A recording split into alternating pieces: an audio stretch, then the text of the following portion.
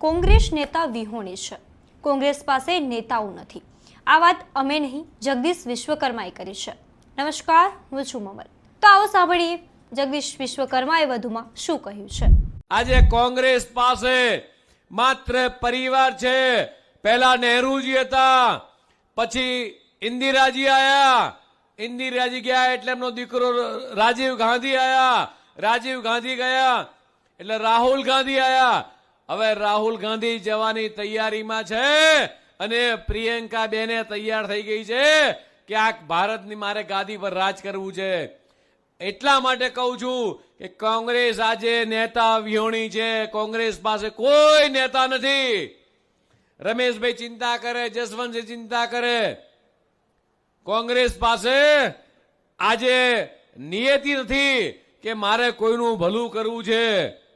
ગુજરાત નહીં, સમગ્ર દેશમાં આ જે સભા થઈ છે ને એટલી બધી, આ સભા ખાલી ફતેપુરા વિધાનસભાની સભા છે, દાહોદ જિલ્લાની નહીં.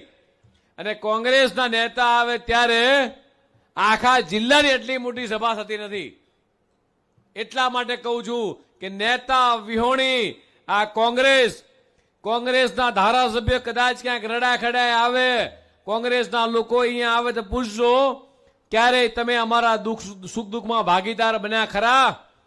60 વર્ષ સુધી તમે અમને છેતર્યા છે, તમે અમારા વોટ લઈ ગયા છો અને ખાલી ચૂંટણી આવે ત્યારે દેખાવજો. અમે ભારતીય જનતા પાર્ટીની જોડે છીએ. જે ભારતીય જનતા પાર્ટીએ સુખ દુઃખમાં અમારા આંસુ લૂછ્યા છે, સુખ દુઃખમાં અમારી જોડે જે ભારતીય જનતા પાર્ટી ઉભી રહી છે. માન્ય વડાપ્રધાને ચિંતા કરી, હમણાં રમેશભાઈએ કીધું એમ અતિવૃષ્ટિ થઈ, વધારે વરસાદ પડ્યો, બનાસકાંઠા હોય કે અમારો આ દાહોદનો બેલ્ટ હોય કે સૌરાષ્ટ્ર હોય, ત્યારે કોંગ્રેસના એકે નેતા ફરક્યા નતા. આ ભારતીય જનતા પાર્ટીના નેતાઓ આવ્યા હતા, તમારા ખાતામાં સીધા પૈસા આપ્યા હતા. મિત્રો, પેલા પંજાબવાળા કદાચ અહીંયા આવે તો ખાલી વાયદા કરીને જતા રહે છે, ખાલી નરા વાયદા. અમે આ મફત આલીશું, અમે આ મફત આલીશું. એટલે ભાઈ તમે મફત શું હલવા? તમે તમારી પાસે કશું હશો તો મફત આલવાના છો ને.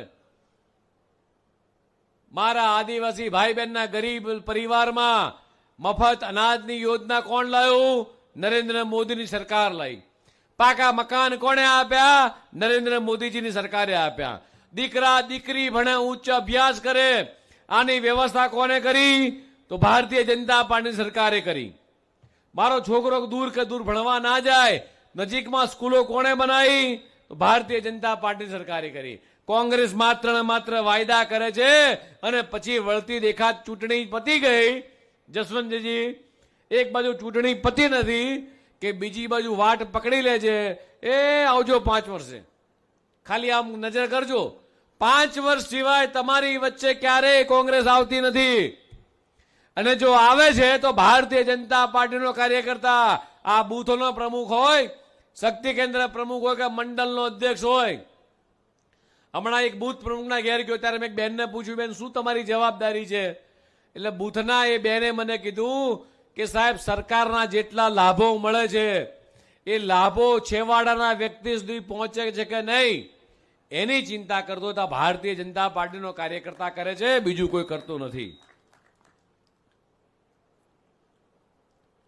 ચૂંટણીની સિઝન આવે, ખોટા વાયદા કરવાના, ખોટી લાલચો આપવાની, ખોટા વચનો આપવાના.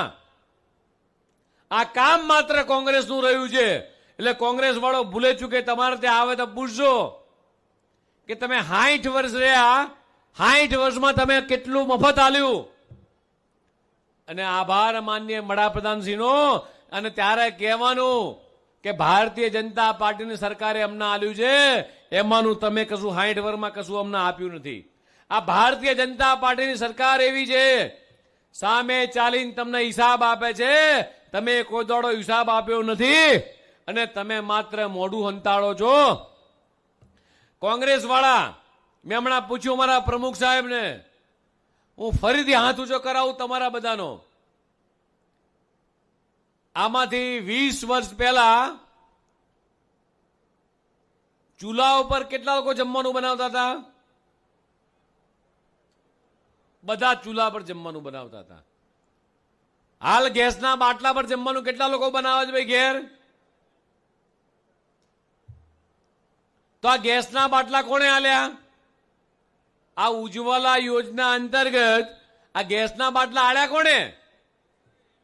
મોદી સાહેબે. તો પછી ભાઈ કોંગ્રેસ વાળા તમારા પેટમાં શું દુખે છે કે મારી માતાઓ અને બહેનો ગેસના બાટલાથી ગેસની સગડી પર રસોઈ કરે છે?